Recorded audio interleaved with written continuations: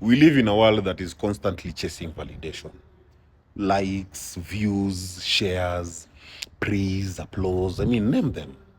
Now, somewhere in this constant noise, we have confused quality with acceptance. Huh?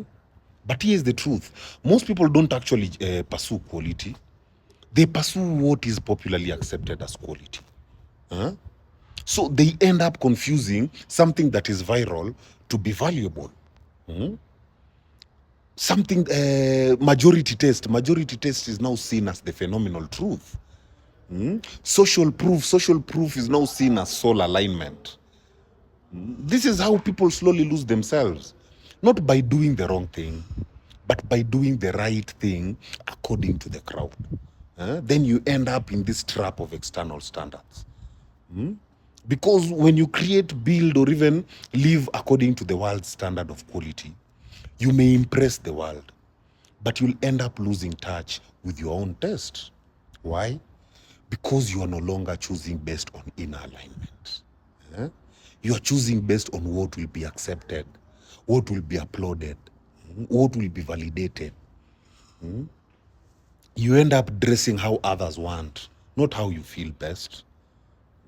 You speak politically correct tones, polished tones, not grounded truth. You build a brand that looks successful, but drains your soul. Now, over time, this creates a psychological split. You appear refined on the outside, but you feel erased on the inside. People have to understand that quality is not universal. Quality is purely personal. What is quality to one person may be clutter to another. What is value to a crowd may feel like noise to your spirit.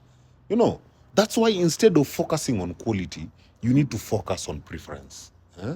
Because preference is rooted in awareness. And when you're deeply self-aware, your reference reflects your values, your truth, your energy, not the world's noise. Your definition of quality may actually include stillness over speed, depth over performance, integrity over impression, groundedness over clout. None of that is trending, but all of that is truth. And that's the shift. We need to shift to redefining quality through preference. When you choose preference over validation, you stop chasing applause, and now you start chasing alignment. You stop fearing being misunderstood and start honoring your own understanding. You stop creating for the algorithm and start creating for the soul. This is not about dismissing standards. It's about setting your own. It's not about rejecting growth. It's about growing in a direction that nourishes you. True freedom is living by your preferences, not the world's metrics. Because when you define your own standards, quality is no longer something you chase. It's something now you embody.